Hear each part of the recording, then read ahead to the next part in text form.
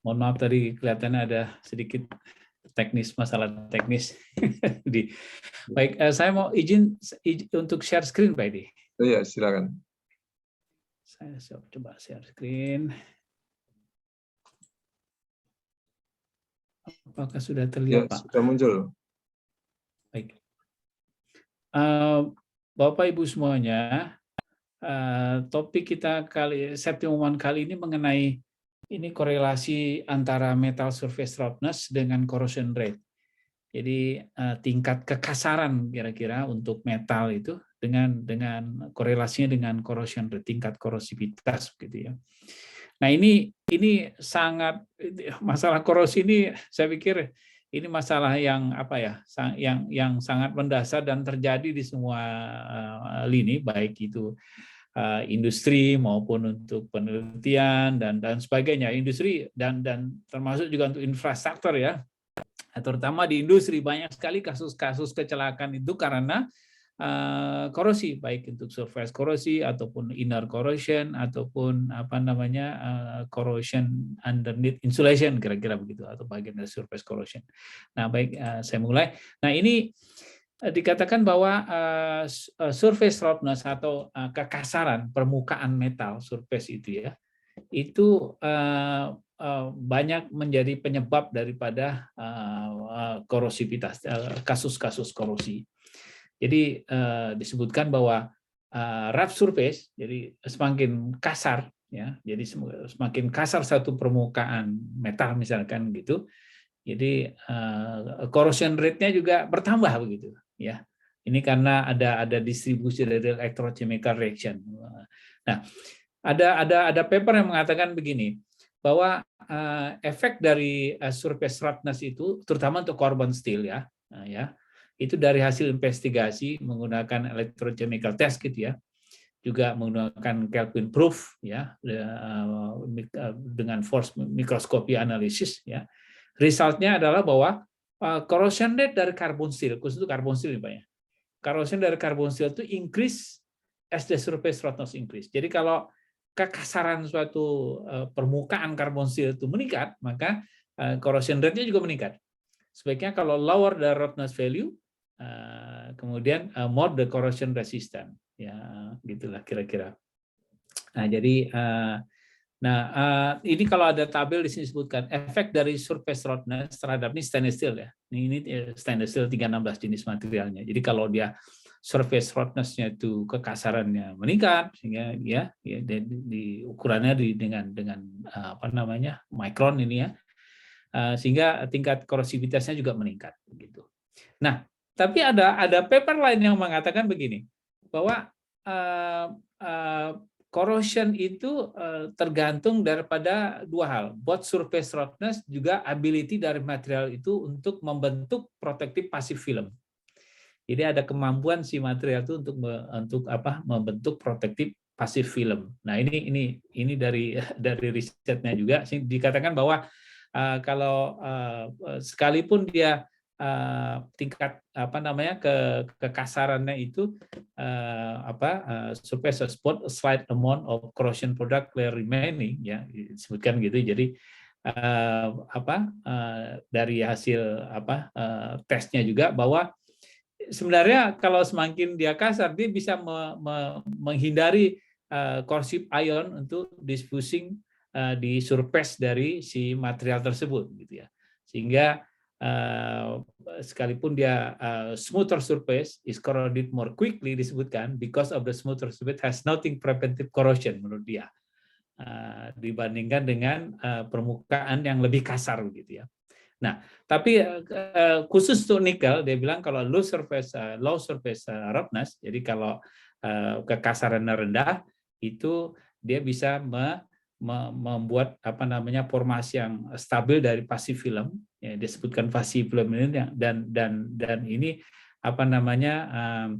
the passive film ini bisa menghindari untuk percepatan dari korosivitas. Kira-kira begitulah. Nah, ini dua hal, ini yang berbeda, pendapat yang berbeda. Namun in general kalau tingkat kekasaran tinggi, korosivitas juga tinggi.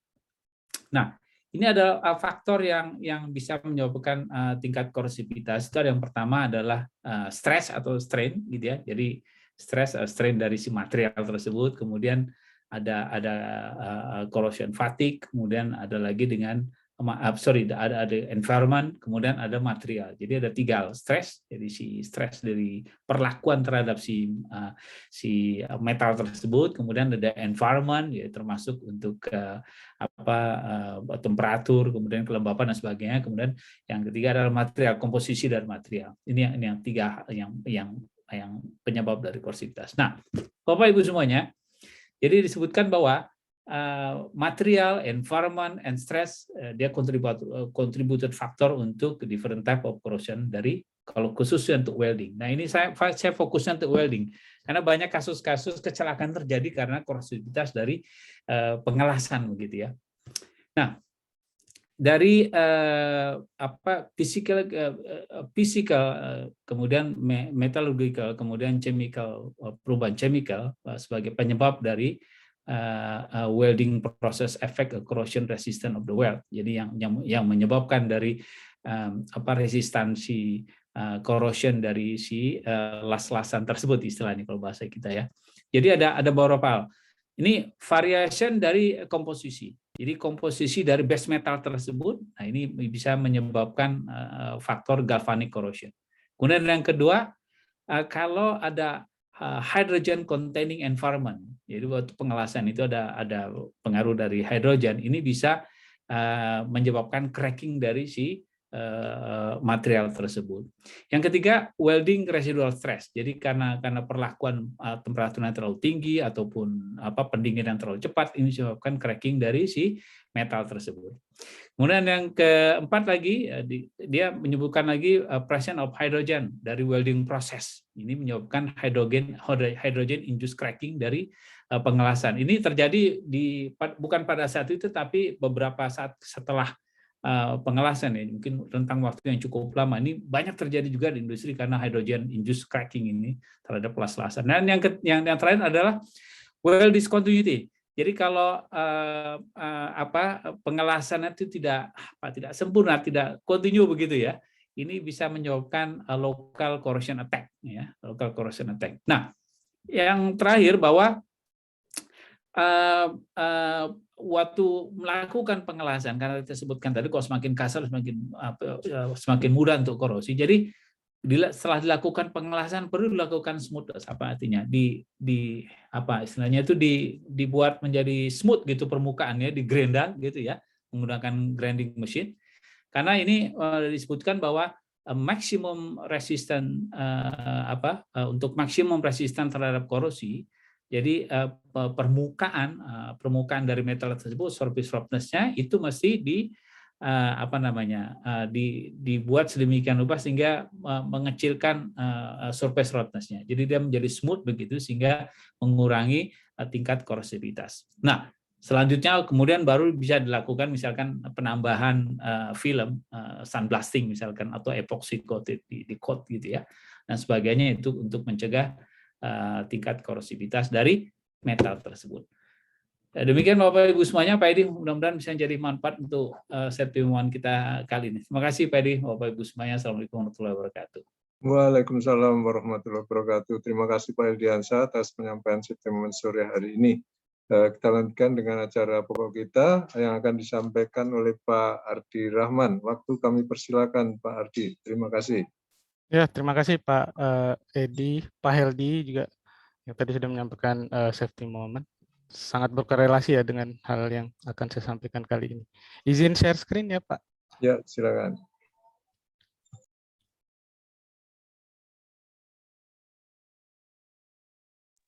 Ya, sudah nampak. Ya, baik. Baik, Assalamualaikum warahmatullahi wabarakatuh. Terima kasih atas waktunya Pak Edi, Pak Heldi tadi. Sebagai perkenalan, saya Ardi. Kebetulan saya belum menjadi anggota PII ya Pak. Sudah lama lulus dari Teknik Fisika UGM tahun 2003. Pada awalnya saya melakukan skripsi solar energi. karena memang spektrum dari teknik fisika ini sangat luas. Sekarang saya sehari-hari bekerja di kalibrasi ya. Jadi memang domain saya adalah kalibrasi dan metrologi. Sampai saat ini saya masih menjadi peneliti. Mungkin Pak Edi juga mendengar ya bahwa ada peleburan lembaga-lembaga riset di Indonesia menjadi BRIN ya. Saya termasuk yang tidak ikut Pak bergabung menjadi BRIN karena Badan Standarisasi sendiri punya jabatan fungsional baru Pak yang bernama metrolog. Jadi saya memang fokus di bagian metrologi dan kalibrasi sehingga kompetensi saya tidak hilang. Kalau bergabung ke BRIN mungkin saya harus merubah kompetensi kembali. Begitu. Kemudian saya kayaknya sekitar minggu lalu Pak diundang oleh Pak Nugroho untuk menyampaikan hal ini. Pak Nugroho salah satu kepala pusat riset di BRIN. Ya senang sekali berada di tengah-tengah komunitas rekan sejawat ya dari insinyur teknik fisika. Dan saya sangat terhormat untuk menyampaikan hal berikut ya Pak ya, yaitu tentang kekasaran permukaan, yaitu aplikasi dan kalibrasi standar ukurnya. Slide ini pernah saya sampaikan pada tahun lalu. Ini mungkin slide-nya lebih bersifat informatif ya untuk rekan-rekan masyarakat secara umum mungkin. Tapi ada beberapa memang hal teknis yang terkait. Baik. Presentasi saya kali ini ada dibagi menjadi 5 sesi, yaitu pertama mengenai pengenalan kekasaran permukaan sendiri secara ringkas, kemudian yang kedua itu tentang measuran, yaitu parameter-parameter yang diukur. Jadi kalau kami di dunia metrologi selalu pada awalnya measurannya apa, jadi apa yang diukur, parameter apa yang diukur, langsung fokus ke situ sehingga lebih fokus. Kemudian yang berikutnya adalah jenis-jenis alat ukur dan standarnya sendiri. Kemudian yang keempat itu kalibrasi alat ukurnya seperti apa. Dan yang terakhir tips pengukuran. Ya sebelum saya mulai, mungkin saya ingin menjelaskan sedikit ya secara ringkas bahwa saya Badan Standarisasi Nasional tempat saya berkarir saat ini itu merupakan salah satu badan milik pemerintah, jadi lembaga pemerintah non kementerian yang tugasnya itu adalah mulai dari perumusan SNI Standar Nasional Indonesia, kemudian akreditasi laboratorium seluruh Indonesia. Jadi Komite Akreditasi Nasional KAN itu berada di dalam Badan Standarisasi Nasional. Kemudian yang terakhir yaitu menjaga ketertelusuran kalibrasi alat ukur seluruh Indonesia. Jadi standar-standar ukur yang dimiliki oleh laboratorium kalibrasi maupun laboratorium industri ya pengujian di seluruh Indonesia itu bermuara ke kami, yang nanti harapannya keabsahan hasil ukur yang ada di industri bisa terjamin. Kira-kira seperti itu. Saya mulai pada topik yang pertama, yaitu mengenai pengenalan mengenai kekasaran permukaan. Mohon maaf Edi, nanti presentasinya kira-kira berapa lama Pak? Saya usahakan secepat ya. Oh ya, jam 40-50 menit terus dilanjutkan tanya jawab. Oh ya, baik Pak. Kekasaran permukaan mungkin saya awali dengan apa itu permukaan ya. Permukaan kita lihat di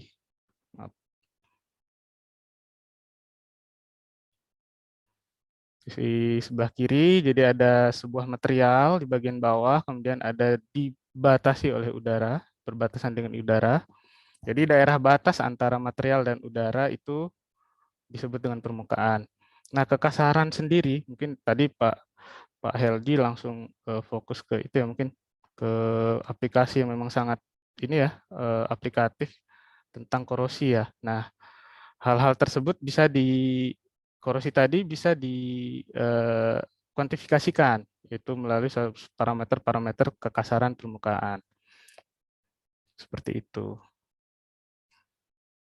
Saya mulai dengan aplikasi yang umum ya. Yang pertama adalah pada industri pesawat maupun otomotif. Di industri pesawat itu sangat rentan terhadap kecelakaan ya akibat crack ya. Jadi mungkin karena crack yang tidak terdeteksi saat maintenance maupun saat pembuatan pesawatnya sendiri itu berakibat pada crack yang lebih besar. Jadi surface roughness itu bisa diaplikasikan pada pendeteksian crack kecil pada bodi pesawat. Sehingga nanti crack yang kecil ini kita tahu kalau sudah di atas udara ya itu akan bisa menyebabkan crack yang lebih besar kalau crack kecil tersebut tidak dideteksi secara lebih awal. Jadi ini untuk salah satu cara untuk tindakan pencegahan kecelakaan udara. Kemudian yang kedua juga kualitas sistem permesinan pesawat dan permesinan secara umum juga dipengaruhi oleh surface roughness. Jadi surface roughness yang tepat itu akan membuat sistem perolihan yang tepat juga. Sehingga nanti kualitas permesinan juga akan menjadi lebih baik. Selain itu, pada mesin otomotif ya ini juga sama ya. Itu salah satu cara untuk mengontrol kerentanan terhadap aus. Jadi perolihan baik, tentu saja aus juga akan semakin berkurang. Seperti itu. Kemudian aplikasi yang kedua, kita semua tahu ya, bahwa misalnya ada handphone banyak yang sekarang didesain anti air ya. Nah, salah satu parameter yang mungkin juga bisa yang juga diaplikasikan adalah surface roughness. Kita lihat di sini misalnya ada dua gambar di sebelah kanan atas ya. Tentu saja kalau permukaan yang lebih kasar itu air cenderung akan berada di lokasi tersebut. Akibatnya sistemnya cenderung tidak tahan air dibandingkan dengan yang lebih halus. Seperti itu. Jadi ini salah satu kontrol juga untuk desain dari sistem tahan air. Yang berikutnya yaitu pada aplikasi pengecetan. Di gambar sebelah kanan atas Bapak dan Ibu itu ada sebuah mungkin bodi satu bagian otomotif ya. Bagian atas itu ada struktur yang lebih halus dan ini yang kasar. Pada bodi yang agak kasar seperti ini itu akan menyebabkan ada yang disebut efek kulit jeruk pada sistem pengecatan. Kita lihat di sini pengecatannya tidak merata, sehingga nanti ketika ada sinar yang dipantulkan pada permukaan seperti ini akan banyak difraksi ya dari cahaya, sehingga akhirnya warna tidak sebaik yang memiliki kontur yang lebih baik. Maksudnya kekasaran yang lebih halus. Kasaran yang lebih halus ya. Jadi maksudnya struktur yang lebih halus. Jadi aplikasi surface roughness sangat penting di sini sehingga nanti pengecatan akan menjadi lebih optimal. Aplikasi lainnya yaitu pada implan medis ya. Pada gambar di atas ini di layar Bapak dan Ibu ada beberapa proses pemolesan implan untuk area lutut. Jadi dari proses yang kasar sampai menjadi halus. Kenapa surface roughness pada implan-implan medis itu sangat penting? Karena memang implan-implan ini kan akan ditanam di dalam tubuh kita ya, yang mana itu akan berinteraksi dengan jaringan-jaringan di dalam tubuh, sehingga kekasaran permukaan itu akan sangat mempengaruhi bagaimana jaringan-jaringan tersebut berinteraksi dengan implan yang sudah terpasang. Kita tidak ingin tentunya ada infeksi-infeksi yang terjadi karena tidak terkontrol ininya, surface roughness-nya atau kekasaran permukaannya. Begitu juga di gambar kiri bawah Bapak dan Ibu, ini adalah salah satu implan di jantung manusia, yang mana itu saat diproduksi masih sangat kasar, kemudian dilakukan tindakan laser polishing, penghalusan menggunakan laser, yang mana saat proses penghalusan tentu saja nanti akan ada proses kontrol pengukuran ya, pengukuran kekasaran permukaan, sehingga nanti nilai pengukuran kekasaran permukaan ini akan sangat menentukan dalam proses produksi. Yang berikutnya adalah di industri optis, kita tahu ya bahwa optical produksi optik di persenjataan, misalnya di alat-alat hankam maupun di alat-alat optik untuk kacamata dan lain sebagainya, itu ada standar untuk kekasaran permukaannya salah satunya, sehingga nanti dapat mempengaruhi nilai polishing yang terjadi di optik sendiri. Di laboratorium kalibrasi optical flat atau paralel ini, kebetulan saya lebih banyak berkecimpung di dunia kalibrasi ya, bukan di dunia industri maupun produksinya. Ya, jadi saya banyak berinteraksi dengan optical flat, optical paralel yang banyak digunakan untuk mengukur kerataan dari mikrometer misalnya. Ukur dari mikrometer. Ini mungkin aplikasi terakhir yang ada di dalam slide saya, yaitu tentang jalan raya. Mungkin ini tidak secara langsung struktur mikro ya, jadi struktur yang kecil, tapi ada satu indeks IRI yang yaitu sebuah International Roughness Index. Ini suatu indeks internasional untuk kekasaran permukaan jalan. Di gambar kiri layar Bapak dan Ibu di sini ada jalan yang bergelombang. Kemudian ini ada jalan yang gelombangnya agak panjang. Bagaimana cara mengukurnya? Yaitu diukur menggunakan sebuah mobil yang di dalamnya itu ada satu sistem yang terkoneksi dengan ban, sistem suspensi ya.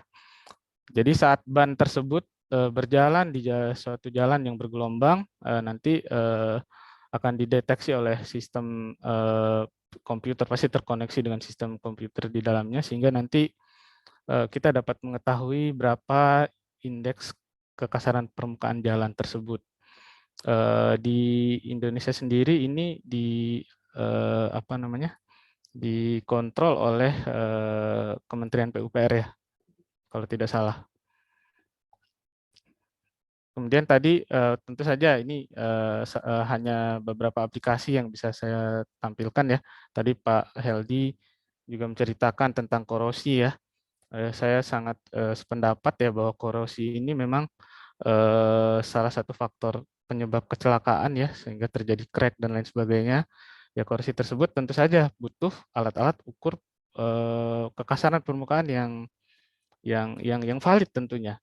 Jangan sampai nanti ada gray area ya, artinya kita tidak tahu apakah dia ini termasuk hal yang sudah out of spec atau tidak.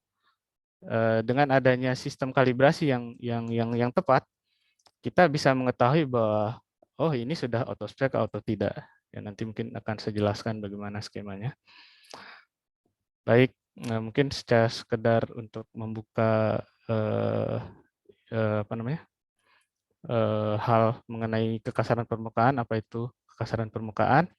Katakanlah ada satu penampang melintang, jadi kalau satu permesinan, hasil permesinan dipotong, kita akan mengevaluasi kekasaran permukaan dari permukaan hasil permesinan tersebut. Di bagian A itu kita lihat ada roughness. Nah, roughness gelombang inilah yang kita analisis. Kalau Bapak dan Ibu lihat di realnya itu kan ada semacam kebergelombangan ya.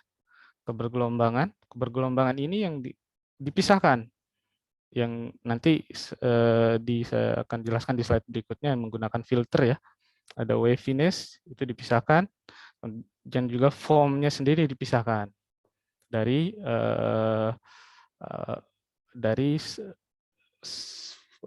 trace profile kalau istilahnya kita.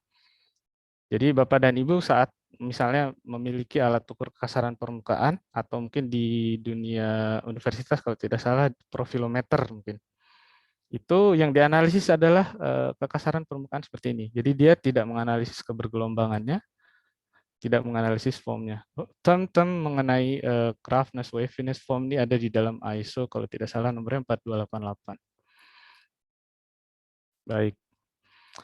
Mungkin ini secara lebih detail ya, saya akan menjelaskan tentang filter, aplikasi filter, khususnya filter Gaussian yang banyak kita gunakan saat ini ya, terutama di dunia permukaan, ilmu permukaan. Misalnya ada satu proses permesinan itu kita potong secara melintang. Jika kita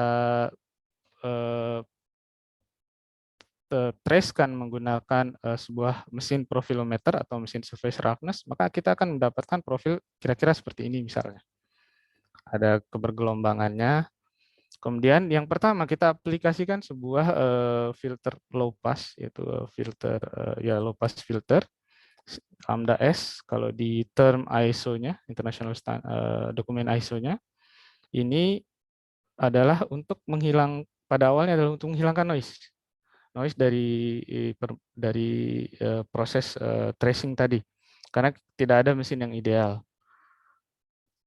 Yang selain untuk menghilangkan noise, kita juga akan menghilangkan yaitu sebuah foam-nya. Foam tadi di slide sebelumnya ada foam. Itu kalau simpelnya kalau kita lihat di sini itu seperti slope ya. Jadi slope-nya dihilangkan sehingga nanti profilnya akan menjadi sebuah primary profile kita sebutnya. Nah, primary profile kita aplikasikan filter kedua yaitu ini semacam cut off. Jadi filter cut off kalau kita bilang sebuah high pass filter.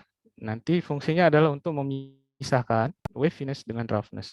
Yang ini kita analisis dari proses permesinan ini adalah roughness-nya. Jadi pada tahapannya kita menggunakan dua aplikasi filter. Sehingga nanti profil roughness-nya yang kita analisis. Jadi kita Bapak dan Ibu bisa melihat perbedaannya ya.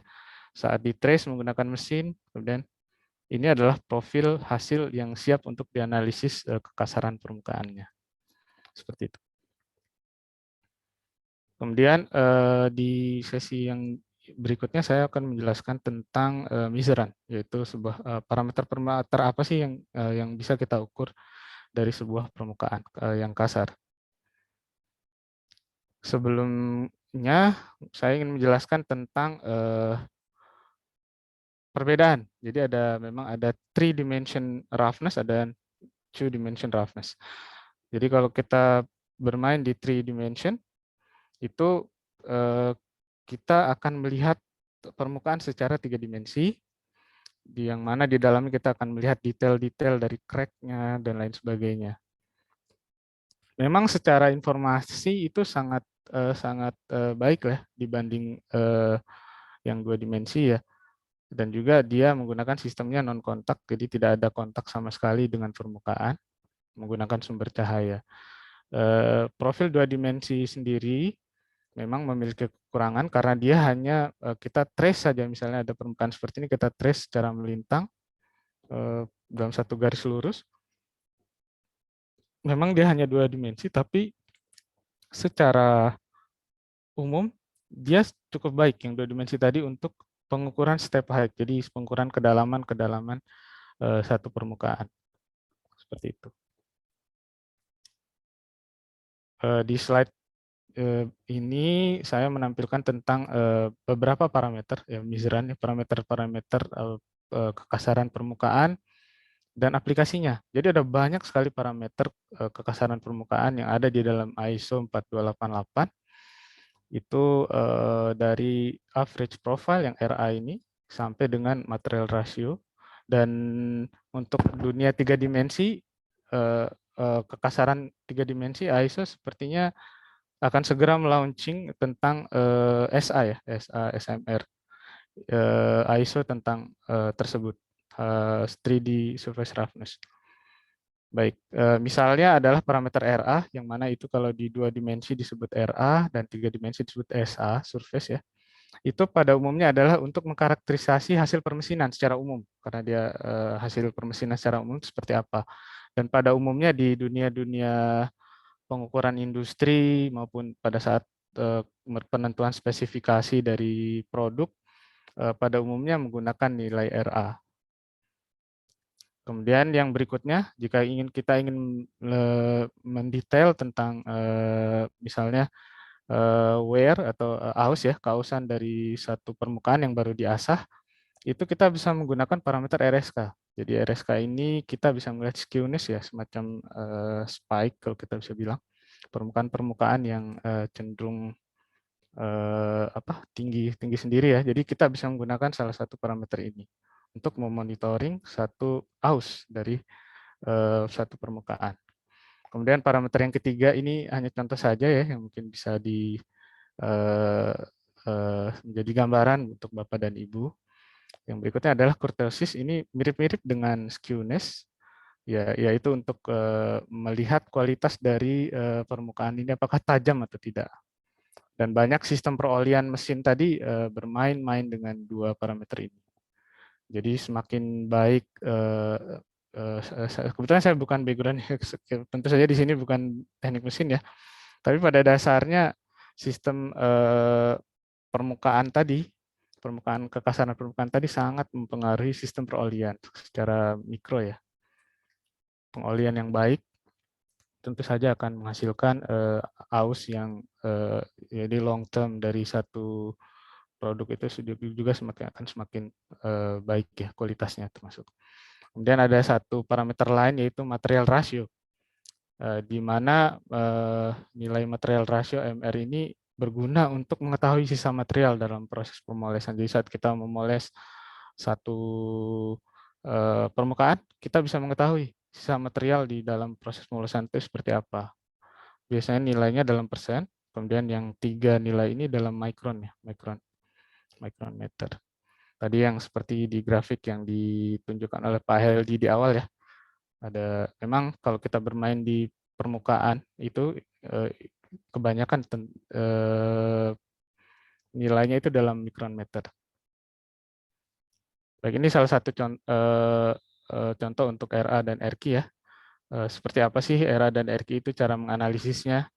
Jadi nilai RA sendiri dari ISO 4288 itu katakanlah ada satu profil ya. Kalau kita ingin menganalisis profil profil satu permukaan dengan menggunakan mesin, tentu kita tidak bisa mendapatkan data yang kontinu ya, artinya tidak ada yang putus namanya sistem elektronik, sehingga nanti ada pendiskritan data-data yang mana di dalam tracing dari mesin tersebut kita akan mendapatkan nilai Y1, Y2 dan seterusnya sampai YN.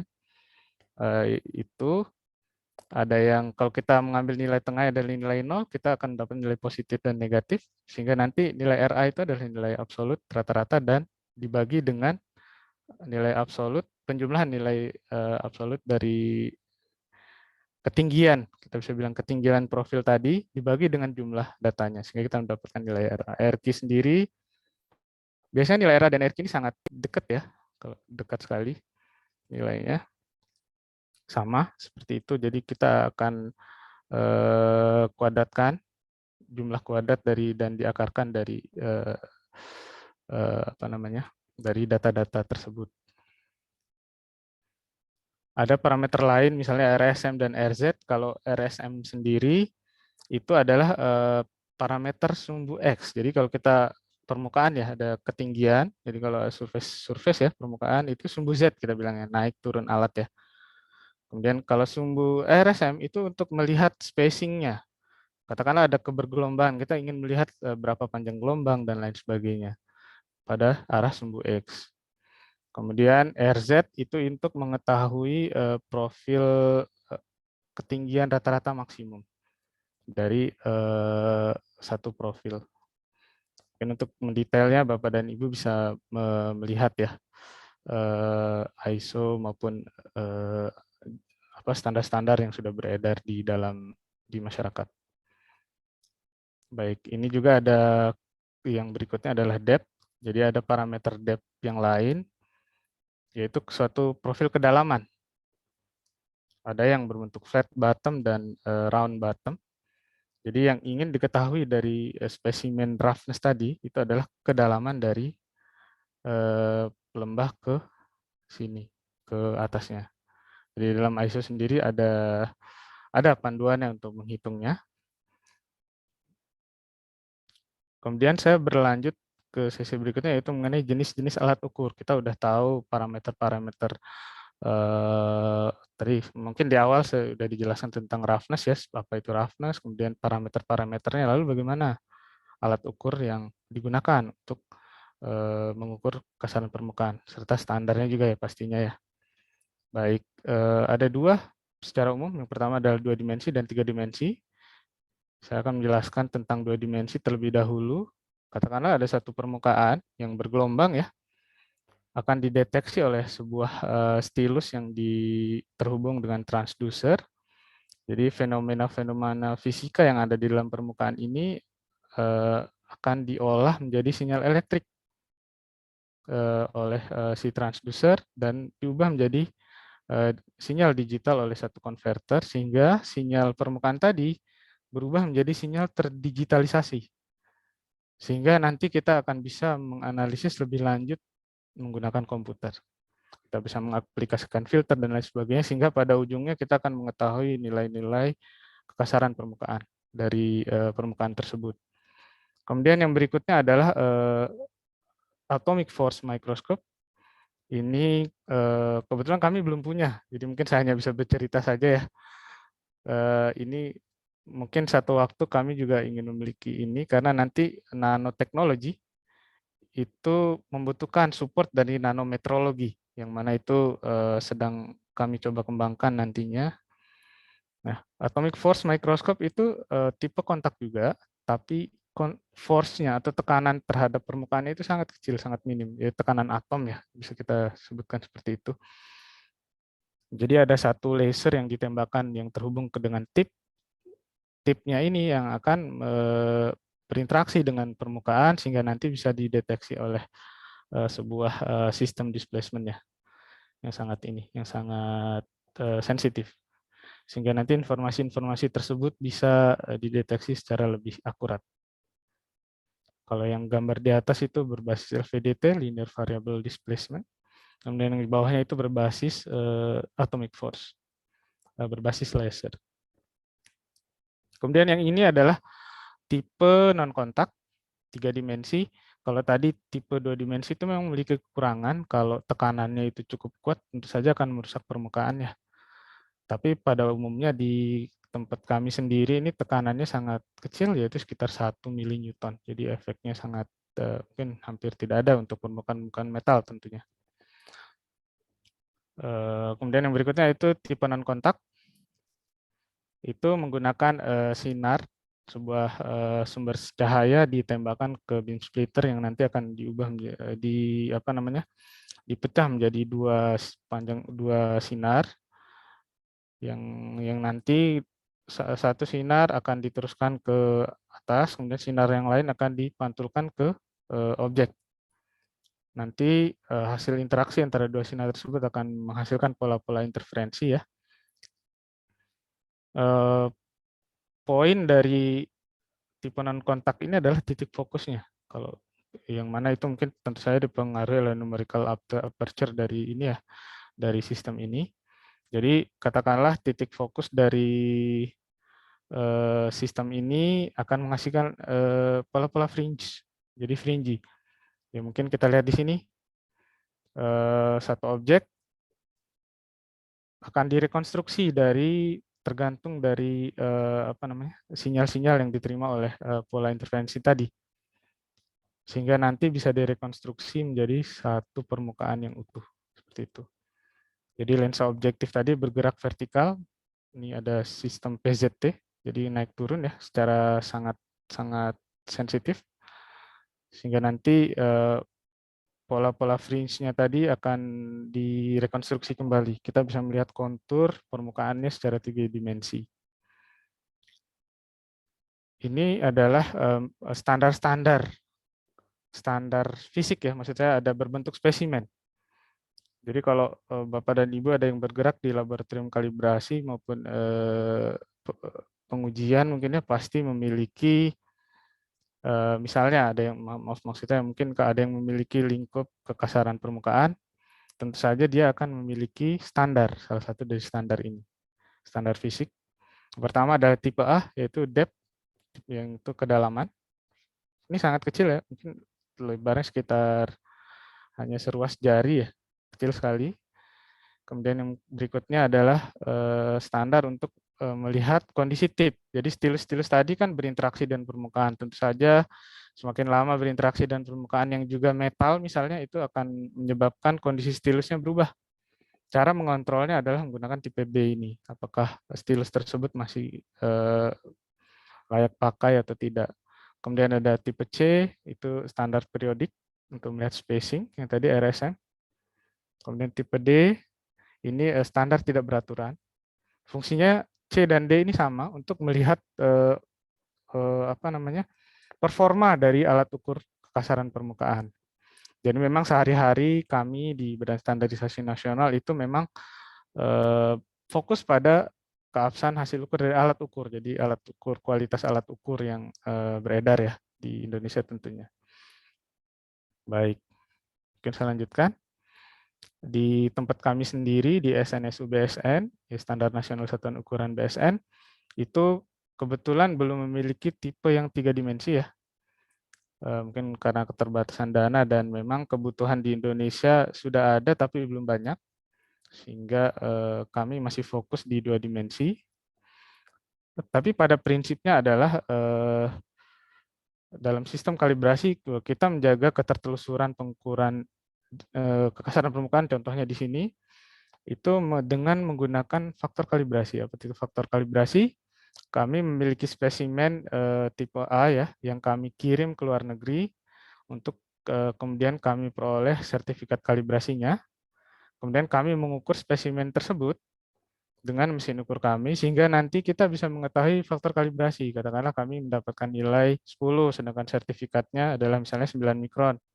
Sehingga nanti output dari mesin ini itu harus dikali dengan 9 dibagi 10 ya. Tadi 10 mikron sehingga 0,9 mikron.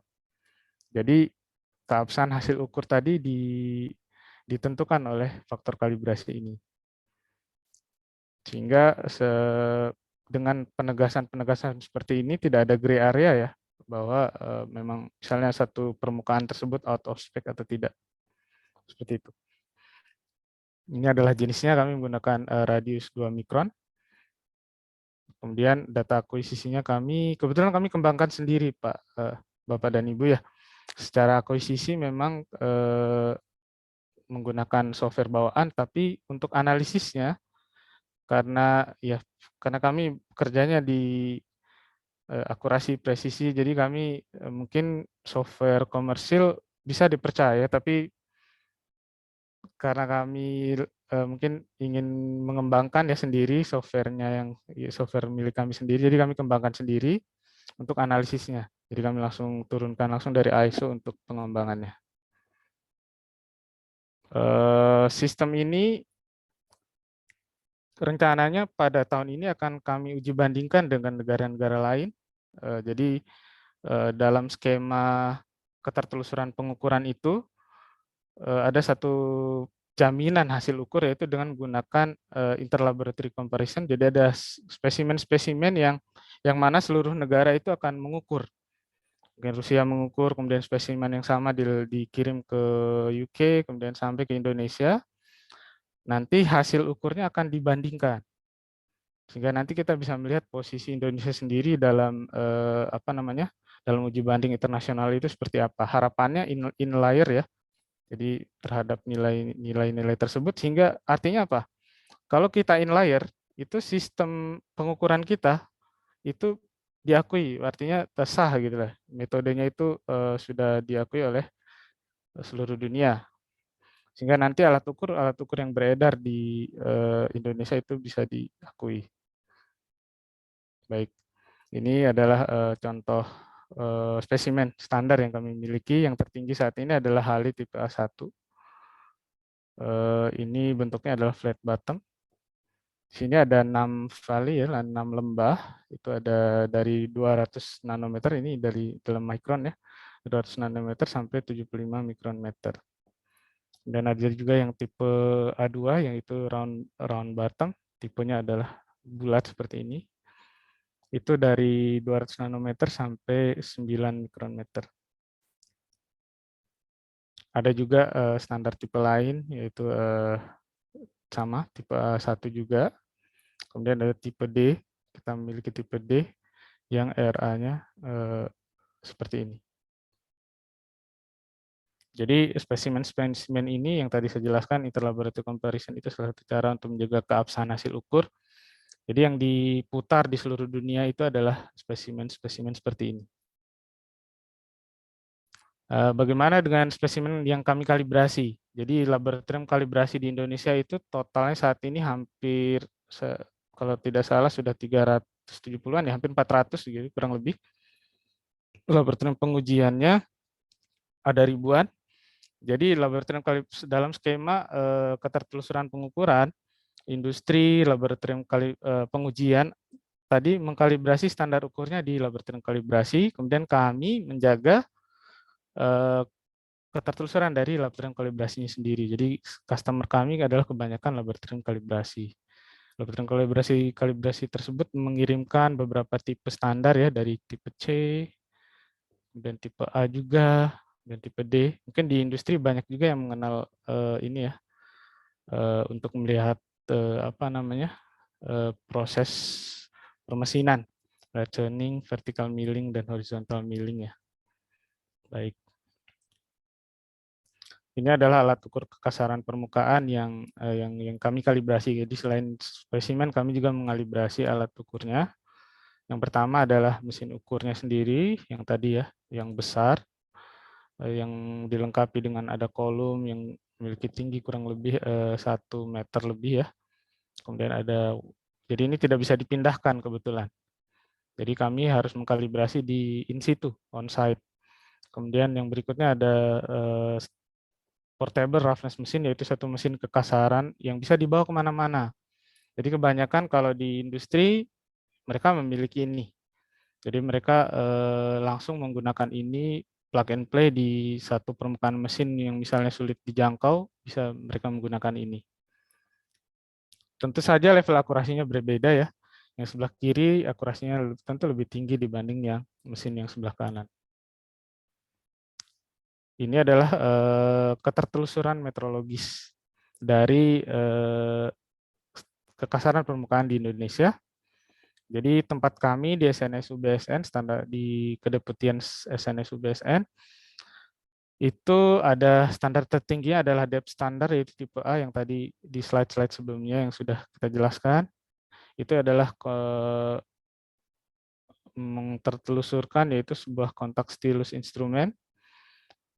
Standar kami secara periodik kami kirim ke NMI lain atau Lembaga Meteorologi Nasional Indonesia, Lembaga Meteorologi lokal dari negara tersebut.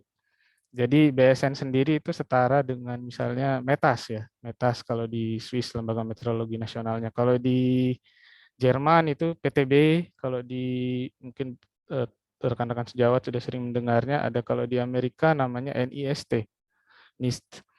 Jadi memang kami berkecimpung di dunia ketertelusuran pengukuran. Bagaimana hubungannya dengan industri? Jadi setelah kami kirim sampai sehingga nanti tertelusur ke sistem internasional satuan meter, di industri sendiri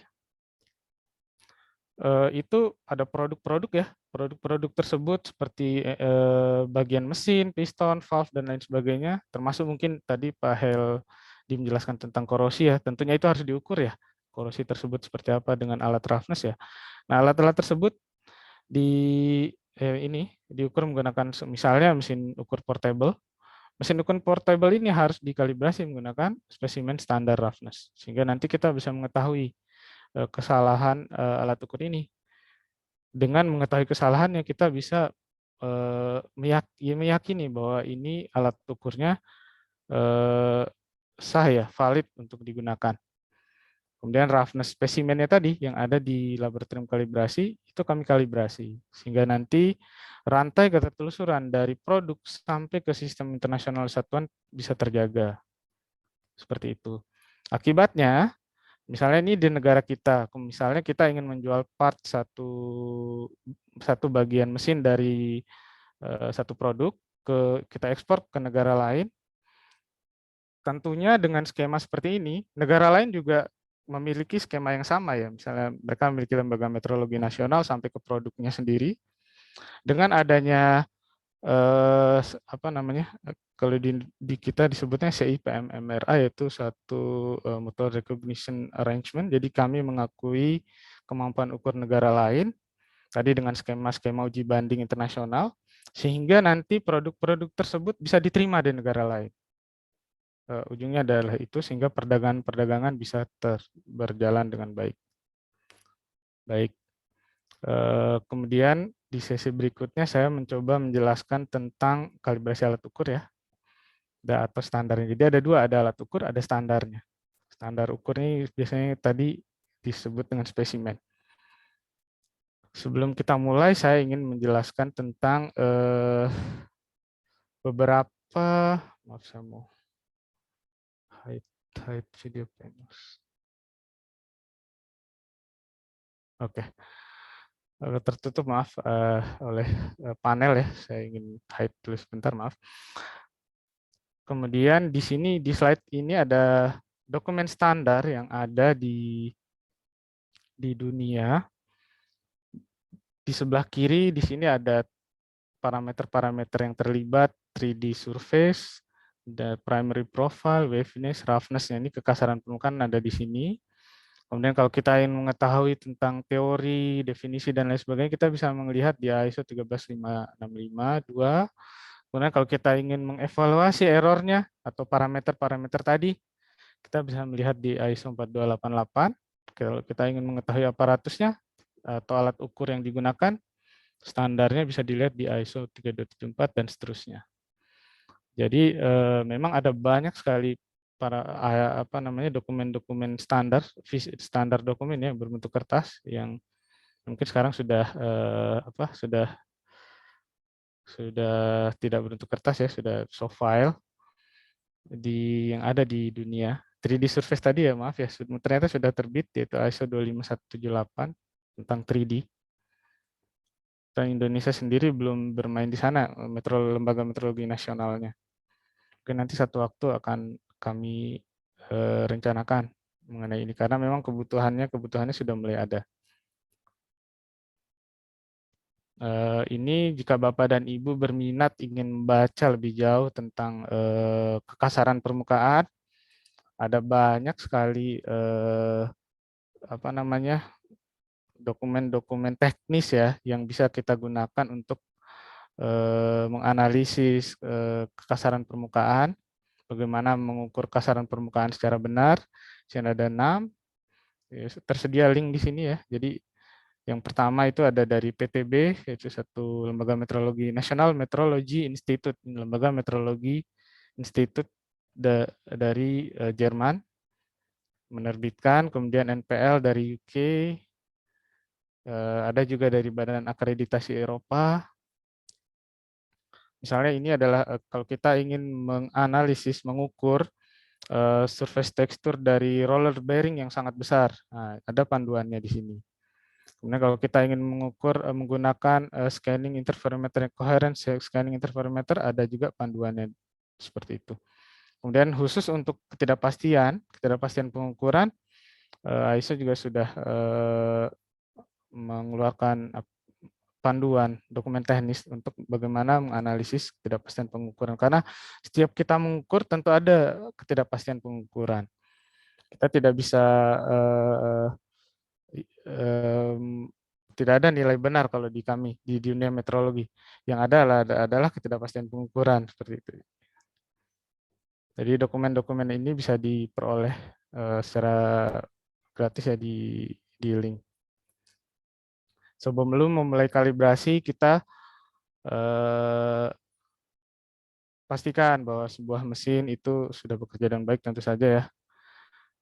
Yang perlu kita, mungkin untuk teman-teman di laboratorium kalibrasi, mungkin ada dari teman-teman insinyur yang bergerak di bidang kalibrasi, ada satu saran dari saya bahwa spesimen kekasaran permukaan itu jangan dilap ya, lap dengan kain, karena serat-serat kainnya tersebut bisa masuk ke dalam celah-celah sempit tadi, sehingga nanti mempengaruhi akurasi dari pengukuran itu sendiri.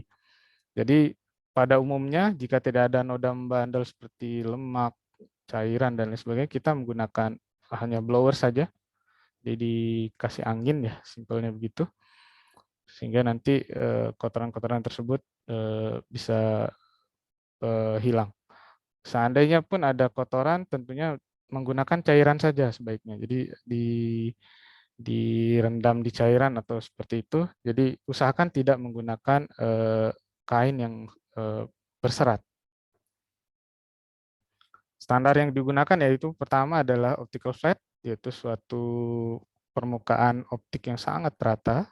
Ini gunanya adalah untuk mengecek noise dari mesinnya. Kemudian ada tipe A, ada tipe C, standar, spesimen, ada tipe D. Yang tipe A adalah untuk mengkalibrasi sumbu Z dari mesinnya. Kemudian tipe C yang tadi periodik untuk mengkalibrasi sumbu X dari mesinnya. Dan tipe D adalah untuk analisis secara umum dari performa mesinnya itu sendiri. Baik. Dalam menganalisis kekasaran permukaan, ada aplikasi-aplikasi filter yang tadi sudah disampaikan di awal, yaitu lambda C dan lambda S. Di sini ISO 4288 memberikan panduan ya tentang bagaimana memilih lambda C dan lambda S yang tepat. Misalnya di satu profil non periodik, biasanya tergantung permesinannya, ada permesinan yang menghasilkan profil periodik, ada yang juga yang tidak periodik. Misalnya adalah non periodik, katakanlah dia di RA pada 5 mikron ya, berarti ada di area sini.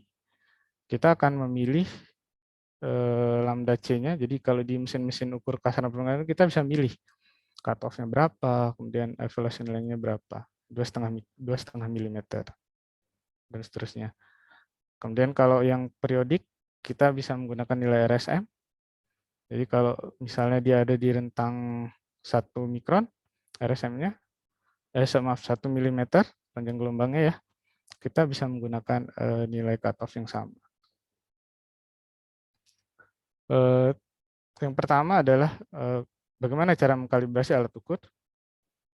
Jadi kita bagi menjadi 2, kalibrasi alat ukur, kemudian yang kedua kalibrasi standar ukurnya. Untuk alat ukurnya, tentu kita menggunakan optical flat ya untuk melihat noise. Jadi simpelnya alat ukur tersebut kalau dia bergerak di udara pasti dia punya noise. Jadi dia akan menunjukkan nilai-nilai tertentu. Sehingga kita ingin mengetahui berapa sih nilainya, nilai noise tersebut. Selain tadi kalau di udara itu kita sebutnya static noise ya. Tapi kalau di kebanyakan alat kita tidak bisa tuh mengukur static noise-nya. Nah, sehingga kita menggunakan optical flat. Jadi disentuhkan di optical flat, ini permukaan rata. Nanti kita bisa melihat nilai noise-nya sendiri. Kemudian kita bisa selanjutnya kita menggunakan tipe C 1. Kita hitung nilai RA, RZ, RSM dari mesinnya tadi, dari mesin ukurnya. Kalau tersedia tipe C bisa diganti dengan tipe D. Kita bisa menggunakan parameter RA dan RZ. Biasanya di sertifikat kalibrasi dari alat ukur portable tadi akan ditampilkan parameter-parameter yang diukur. Kemudian nilai sertifikatnya. Nilai sertifikat di sini maksudnya adalah sebelum digunakan untuk kalibrasi, standar ukur ini kita kalibrasi terlebih dahulu dengan standar yang lebih tinggi, standar ukur yang lebih tinggi. Ini adalah nilai sertifikatnya. Kemudian hasil ukur dari alat ukur portable ini kita tampilkan juga di sini beserta ketidakpastiannya. Saat kita menggunakan alat ukur ini untuk mengukur satu objek, pastikan kita menghitung nilai calibration factor-nya. Misalnya kita ingin mengetahui RA-nya, tadi ya, sertifikat dibagi dengan hasil pengukuran. Jadi faktor kalibrasi ini digunakan untuk mengkalikan jadi hasil ukur dari produk-produk. Di sini ada pesan bahwa pastikan menggunakan lambda S dan lambda C yang tepat. Dan ini adalah alat ukur bagaimana dengan spesimennya. Jadi selain alat ukur kita juga bisa mengkalibrasi spesimennya, standarnya. Biasanya milik laboratorium kalibrasi ya. Misalnya di sini adalah depth ya, yang kita punya standar tertinggi di tempat kami saat ini. Kemudian yang dimiliki oleh laboratorium kalibrasi adalah ini yang dikirimkan ke kami, yaitu tipe C, tipe periodik. Pertama kami mengukur tipe A kami, sehingga nanti kami mendapatkan nilai calibration factor-nya. Kemudian kami mengukur standar milik laboratorium kalibrasi, yang mana nanti nilai yang akan kami laporkan adalah nilai calibration factor tadi dikalikan dengan hasil pengukuran yang ada yang diperoleh, sehingga nanti dari situ rantai ketertelusuran akan berjalan. Berikut ini adalah skema tentang apa itu ketidakpastian dan bagaimana apa hubungannya dengan proses penilaian kesesuaian. Jadi di dalam satu sistem desain, tentu saja ada spesifikasi dan toleransi. Jadi misalnya ada satu produk, spesifikasinya sekian, toleransinya sekian. Tentunya di dalam proses pembuatan produk tersebut, kita akan menilai apakah produk tersebut sesuai atau tidak dengan spesifikasi. Cara menilainya adalah dengan melakukan pengujian atau pengukuran. Yang mana di dalam proses pengujian atau pengukuran itu ada ketidakpastian pengukurannya, kemudian yang sebelah kiri tadi ada spesifikasinya. Jadi kita akan bandingkan nanti ketidakpastian pengukuran dan spesifikasinya, sehingga nanti produk yang dihasilkan itu akan berkualitas. Tentu saja banyak industri saat ini berinvestasi di bidang pengujian dan pengukuran yang presisi, sehingga nanti produk-produk yang mereka hasilkan itu akan berkualitas, yang tentu saja nanti akan mendongkrak harga jual. Pada awalnya investment akan tinggi untuk sistem pengukuran yang presisi, tapi pada akhirnya kan tentu saja akan bisa berbalik ya, menguntungkan jika produk yang dihasilkan adalah produk yang berkualitas seperti itu. Mungkin untuk lebih menggambarkan kepada Bapak dan Ibu rekan sejawat bagaimana ketidakpastian dan kesesuaian ini di lapangan ya. Misalkan saja ada satu mesin, yaitu spesifikasinya disebutkan adalah 10 plus minus 0,1 mm. Kemudian ada 9 sampel produk yang kita ukur, misalkan ya.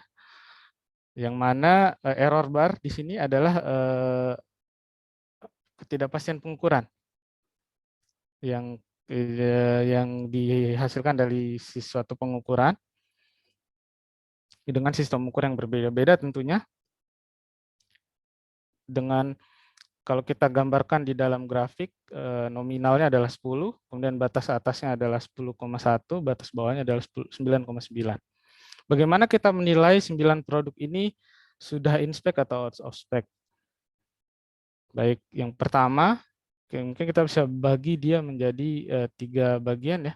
Yang pertama, ini tentu saja sudah langsung in spec ya, ketidakpastian pengukuran dan hasil ukurnya ada di dalam rentang toleransinya. Kemudian yang kedua, masih tanda tanya.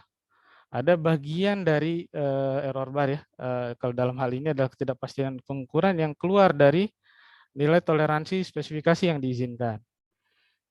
Kemudian yang berikutnya, sudah jelas, nilai ukurnya saja yang titik tengahnya ini sudah ada di luar area toleransi spesifikasi. Tentu saja ini jelas kita tolak ya. Bagaimana dengan yang tengah? Yang tadi disebutkan adalah gray area ya. Kalau kita kembali ke misalnya simpelnya saja, katakanlah ini adalah part satu pesawat ya yang diukur. Tentu saja Bapak dan Ibu rekan sejawat tidak ingin menaiki komponen-komponen yang ada di area warna kuning ini. Sehingga tentu saja ini akan ditolak. Lebih baik risiko tinggi, tentu saja risiko tinggi, harga tinggi ya. Ini ditolak. Kita harus bermain di area-area yang hijau. Begitulah ketidakpastian pengukuran berpengaruh di dalam penentuan toleransi dan spesifikasi. Ini sekedar menggambarkan kepada Bapak dan Ibu rekan sejawat apa saja sumber-sumber ketidakpastian pengukuran dari sistem kekasaran permukaan. Kita pertama mendapatkan dari standarnya sendiri, ada sertifikat kalibrasi, kemudian ada drift, kestabilan standarnya, kemudian dari probe-nya sendiri, di sini ada alignment, homogeneity, dan lain sebagainya. Ini sangat mempengaruhi hasil ukur. Jadi komponen-komponen ini kita perhitungkan dalam analisis ketidakpastian. Cara menghitungnya adalah tadi berdasarkan isogam JCGM berapa tadi? JCGM 100 tahun 2008. Sehingga misalnya di kami menghitung ketidakpastiannya ya. Ini salah satu komponen ini kebetulan tidak penuh saya sampaikan informasinya. Saya ingin menyampaikan hasil akhirnya, yaitu untuk RA ketidakpastian pengukuran kami adalah sekitar 23 nanometer. Dan ya seperti itu. Baik, sebagai bagian akhir dari presentasi saya ingin menyampaikan tips pengukuran kekasaran permukaan yang mungkin Bapak dan Ibu ada yang berkecimpung di dunia ini, dunia kekasaran permukaan. Yang pertama ada stylus shape, yaitu bentuk dari stylusnya itu sendiri ada beragam di sini. Yang paling umum digunakan itu adalah tipe spheric. Jadi ada spherical kerucut ya, yang ujungnya ada radiusnya. Kemudian apa pengaruhnya radius dari stylus tersebut? Di dalam ISO 3274 di sini disebutkan pemilihan radius yang tepat untuk parameter-parameter ukur tertentu. Misalnya kita menggunakan lambda C 0,8 mili, kemudian lambda S 2,5 mikron, maka dianjurkan untuk menggunakan stylus radiusnya 2 mikrometer. Kita tidak dianjurkan menggunakan 5 atau bahkan 10 mikrometer. Kenapa? Kita bisa bayangkan, ada dua gambar di kiri atas. Yang pertama yang radiusnya lebih besar, kemudian yang radiusnya lebih kecil. Yang radius lebih besar tidak bisa masuk ke area-area yang lebih dalam. Akibatnya adalah ada bias dalam pengukuran. Di sini Bapak dan Ibu bisa lihat ya, melihat bahwa stylus tip yang besar itu hanya bisa menjangkau area-area yang lebih pendek, sehingga dalam pengukuran kita dianjurkan untuk menggunakan tip stylus yang kecil, biasanya 2 mikrometer. Seperti itu. Ini salah satu selingan dari saya, misalkan adalah ini kebetulan saya ambil dari NPL ya. Ini bukan dari saya langsung, saya ambil dari NPL, guide tentang kalibrasi dari NPL. Yang pertama misalkan adalah ada alur dari satu hasil proses permesinan yang itu ke arah sumbu sebelah kanan ya, kiri kanan. Itu adalah alur permesinan. Kemudian kita bayangkan kita trace, kita arsir kita sisir ya alur tersebut A, B, C, D, dan E. Yang pertama tegak lurus terhadap alur, kemudian B agak miring, kemudian miring, dan sampai akhirnya lurus searah alur dari hasil permesinan. Tentu saja kalau kita trace searah alur permesinan, kita akan mendapatkan kurang lebih ada 5 atau 6 gelombang di sini. Maaf, 6 gelombang. Ada alur ya, 6 alur lah mungkin. Kemudian yang B itu lebih berkurang sedikit, C jauh berkurang, kemudian E itu tidak ada alur sama sekali, tidak ada gelombang sama sekali yang terlihat. Mungkin saja ini secara tidak langsung tidak berpengaruh ya mungkin pada proses-proses yang mungkin kasar ya. Tapi pada intinya adalah bahwa kalau kita ingin mengukur kekasaran permukaan untuk menghindari bias pengukuran yang ada, usahakan mengambil profil itu tegak lurus terhadap alur permesinan. Tegak lurus untuk menghindari bias. Kemudian di gambar di bawahnya kita melihat ya, hanya untuk gambar ini untuk memberikan gambaran kepada Bapak dan Ibu, rekan sejawat, bahwa nilai RA-nya sama. Ini kalau kita lihat di analisis nilai RA-nya sama, tapi yang profil yang di bawah ini cenderung mudah aus karena memiliki permukaan yang lebih tajam. Misalkan ini adalah suatu bagian permesinan, Bagian tajam ini cenderung akan berinteraksi dengan bagian-bagian permesinan yang lain misalnya, sehingga nanti akan lebih mudah aus dibandingkan nilai ini. Untuk itu tadi mungkin tadi saya di awal juga menyampaikan bahwa ada parameter lain kalau kita ingin melihat kecenderungan aus dari satu permukaan, misalnya menggunakan RSK atau RKU seperti itu. Kemudian hal lain yang bisa kita lihat adalah misalnya di sini ada satu rotor memiliki nilai RA yang sama secara umum, tapi ternyata berbeda saat diberikan vibrasi, ada yang lebih mudah aus, ada yang tidak, seperti itu. Kemudian hal lain yang mungkin ini praktis ya, tips praktis dari kami bahwa saat melakukan pengukuran atau kalibrasi kekasaran permukaan, usahakan mengambil sampling length-nya itu dilebihkan. Jadi ada 2 lambda C yang ditampilkan, yang diambil. Jadi biasanya kalau kita mengukur itu 5 lambda C ya, 5 cut off, ditambahkan kiri dan kanannya sebanyak masing-masing 1 cut off. Paling tidak untuk menghindari bias, karena pada saat proses analisis filter itu ada bagian ujung-ujungnya yang akan hilang, sehingga nanti profilnya tidak bisa dianalisis secara maksimal. Seperti itu. Ini contoh dari misalnya pada gambar teknis ya, lambang kekasaran permukaan itu biasanya dilambangkan dengan segitiga, dan ada nilai-nilai roughness dari spesifikasinya, ada alur dan lain sebagainya. Sebagai penutup, berikut adalah tips pengukuran yang baik.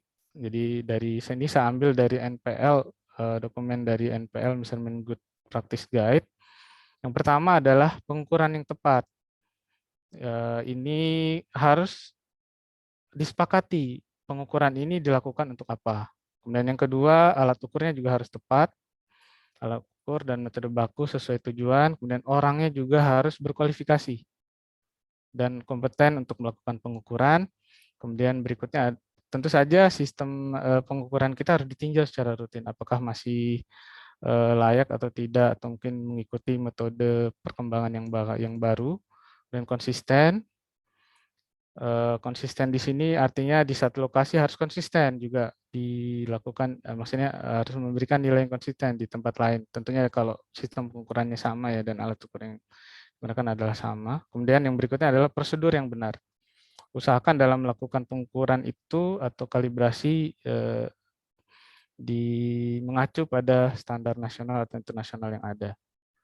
Baik, terima kasih atas waktunya. Saya kembalikan kepada Pak Edi. Silakan Pak.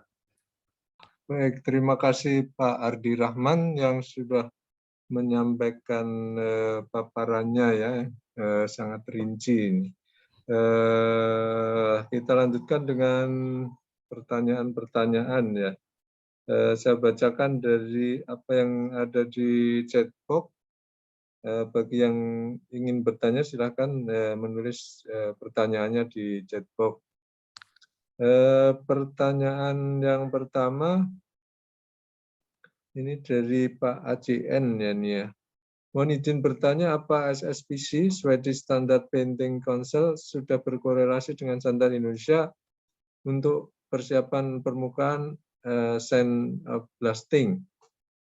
Silakan. Gimana Pak? Yang ini ada nih, apakah ada ini korelasi antara standar yang di Indonesia dengan ini SSPC ini, Swedish Standard Painting Council untuk persiapan sandblasting?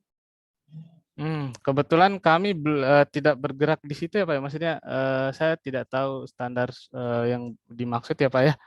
Tapi dalam hal ini kebetulan SNI, untuk SNI sendiri yang terkait dengan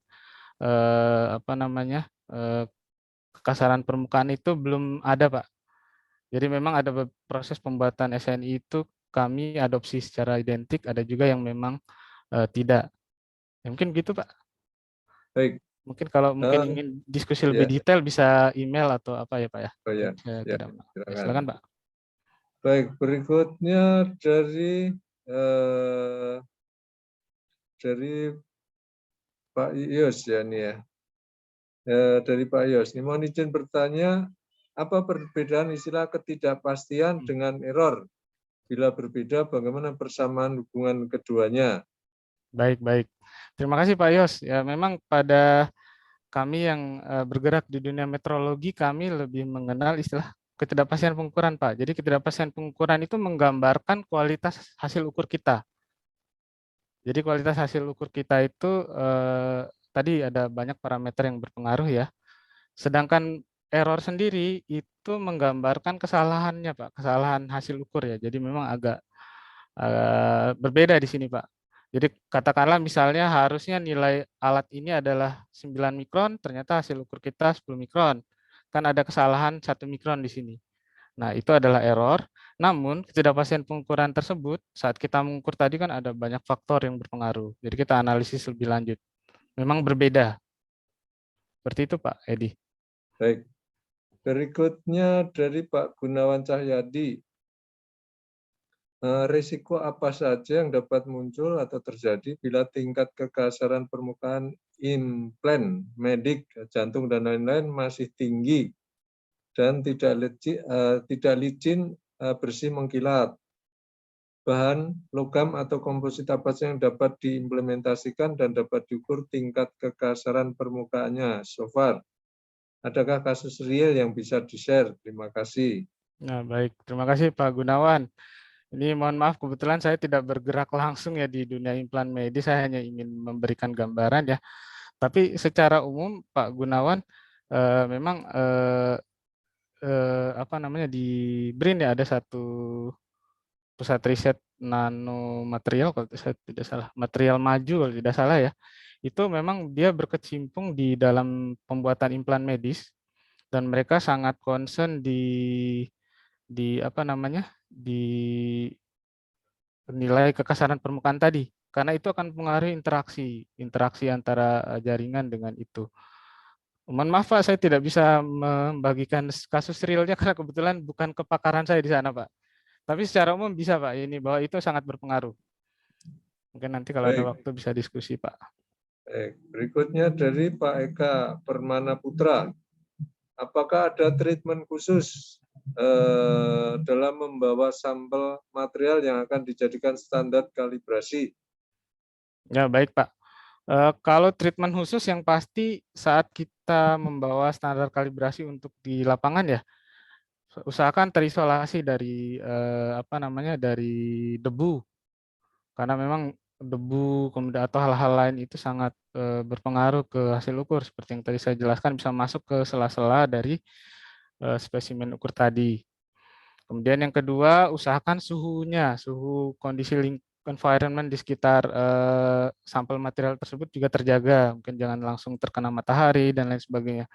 Karena kan interaksi suhu tadi bisa berpengaruh ke perubahan bentuk ya dari si material tadi. Nah, untuk standar kalibrasi saat ini di kekasaran permukaan itu banyak dijual komersil dan memang mereka menggunakan teknologi tinggi untuk membuatnya ya, etching, kemudian material apa proses kimia yang maju begitulah Pak, kurang lebih. Baik. Berikutnya pertanyaan dari Pak Ferry. Ada 3 pertanyaan. Yang pertama dulu, portable roughness mesin yang biasa dipakai merek apa ya Pak?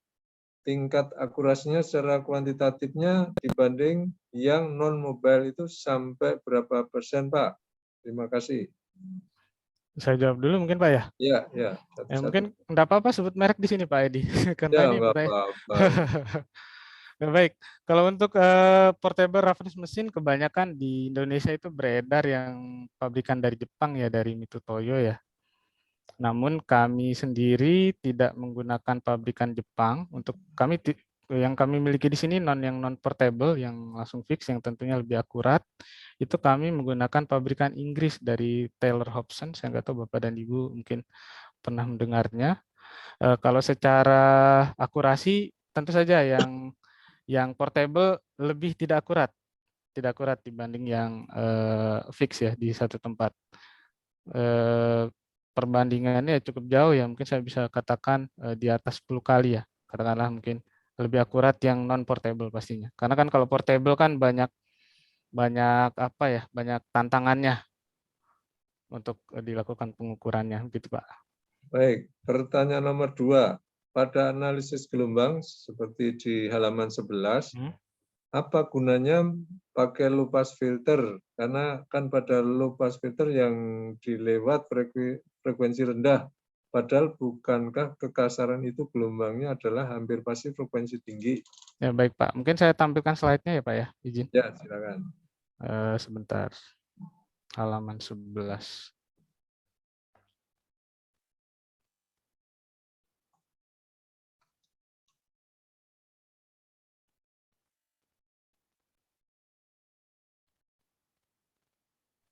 Yang ini yang ditanyakan ya, low pass ya. Sepertinya ya. Ya, baik. Pada dasarnya ini hanya penamaan ya Pak ya. Jadi memang kita ingin melewatkan gelombang yang memang lebih yang lebih panjang. Sama low pass ini berarti gelombangnya lebih panjang. Jadi ini pada dasarnya adalah agar terpisahkan Bapak. Jadi agak terpisahkan antara gelombang yang foam yang lebih panjang dibandingkan dengan gelombang yang lebih frekuensi tinggi. Jadi yang diambil adalah yang ini. Jadi kan kalau kita aplikasi filter kan kita bisa memilih yang diambil adalah yang difilternya ataukah yang dilewatkannya. Nah, dalam hal ini kami mengambil yang frekuensi tingginya, ada 2 kali tahap, kemudian yang berikutnya kembali kami mengambil yang frekuensi tingginya. Ya pada dasarnya ini aja, mungkin ini hanya istilah saja, bahwa kita bisa memilih apakah yang di filternya ataukah yang dilewatkan yang untuk diambil. Mungkin kurang lebih seperti itu ya Pak Baik. jawabannya. Pertanyaan nomor 3.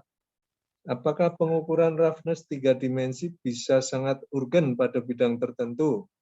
Kalau iya, bidang apa dan pada industri apa pada umumnya? Itu Pak. Terima kasih. Ya, baik Pak, terima kasih atas pertanyaannya. Ini mungkin berhubungan juga dengan tadi implan medis Pak. Saya sering berdiskusi dengan salah satu contoh saja ya, dengan rekan yang bergerak di implan medis, walaupun saya mungkin tidak kepakarannya di situ, tapi saya mendapatkan gambaran bahwa mereka sekarang berinvestasi di dunia 3D, jadi 3D roughness. Karena memang interaksi-interaksi implan medis tadi langsung ke jaringan ya. Kalau kita bicara jaringan kan tentu saja 3D lebih tepat untuk hal ini. Mungkin seperti itu salah satu contoh saja. Baik. Berikutnya dari Pak Adrian. Untuk spesimen yang sudah crack, apakah masih bisa diukur kekasarannya? Karena bayangan saya yang awam, kalau retak itu terputus permukaannya. Terima kasih. Ya betul Pak, betul. Ini juga yang jadi tantangan kami Pak dalam mengukur kekasaran permukaan ya. Jadi banyak sekali standar kalibrasi yang dimiliki oleh laboratorium kalibrasi itu tidak dirawat dengan baik Pak. Jadi mungkin pakainya serampangan ya, mohon maaf ya. Itu banyak terjadi crack. Nah, pada saat kami analisis tentu saja nilainya akan besar Pak. Nilainya akan besar dan nanti kita bisa kan ada standar ya. Apakah spesimen ini masih layak pakai atau tidak. Begitu Pak. Jadi ini salah satu contoh saja. Jadi kalau itu dia ada retak atau ada crack di dalamnya, itu akan sangat mempengaruhi nilai. Sehingga nanti kita bisa anjurkan ke misalnya ada sesi konsultasi dari pemilik alat, kita akan beritahukan bahwa ini memang sudah out of spec. Betul Pak? Berikutnya dari Pak Suhendi Hasanuddin. Apakah lab standar kalibrasi kekasaran tetap mengikuti ISO 17025? Ya, terima kasih Pak. Saya kebetulan tidak menyampaikan di slide Pak ya.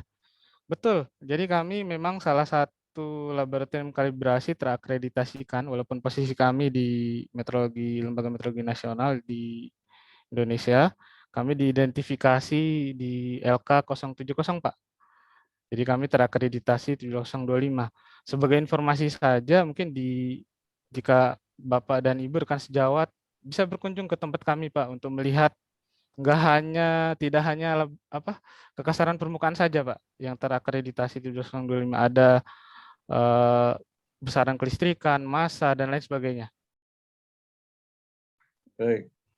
Betul, Pak. Jadi Berikut, terakreditasi. ya. Berikutnya dari Pak Dasri. Ini juga ada pertanyaan 3 ya. Yang pertama, apakah yang membedakan kalibrasi dengan verifikasi? Baik, Pak. Kami juga sering mendapatkan pertanyaan yang sama, Pak, dari terutama laboratorium pengujian ya dan lembaga inspeksi tentang hal ini, Pak. Jadi kalau kalibrasi itu sendiri, ya mungkin kita bisa diskusi lebih lanjut ya, Pak. Kalau verifikasi di pemahaman kami itu lebih kepada apa namanya?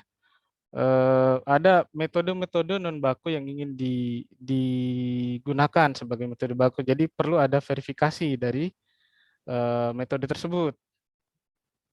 Kalau kalibrasi sendiri itu untuk menilai kesalahan alat ukur. Dan juga mungkin di banyak ya, mungkin di term yang lain, mungkin ini mohon dikoreksi kalau saya salah mungkin ya. Itu verifikasi itu cenderung pengambilan datanya tidak terlalu spesifik dibanding kalibrasi. Jadi hanya mungkin sampling saja seperti itu, Pak. Baik, pertanyaan nomor 2, apakah ada di Indonesia metode ketelusuran yang sama atau imbang dibandingkan dengan pusatnya di Swiss? Dan apa syaratnya? Maksudnya ini apakah ada? Nah, mungkin tadi ya, ini terkait dengan yang Pak inilah tadi ya, yang pertanyaan di atas tadi. Jadi yang tadi mungkin dari ya.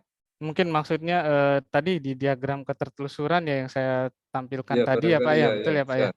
Mungkin di situ ya. Jadi kebetulan kami belum bisa langsung ke sistem internasional Pak Bapak atau Ibu Dasri ya. Jadi kami menggunakan skema ketertelusuran melalui NMI lain.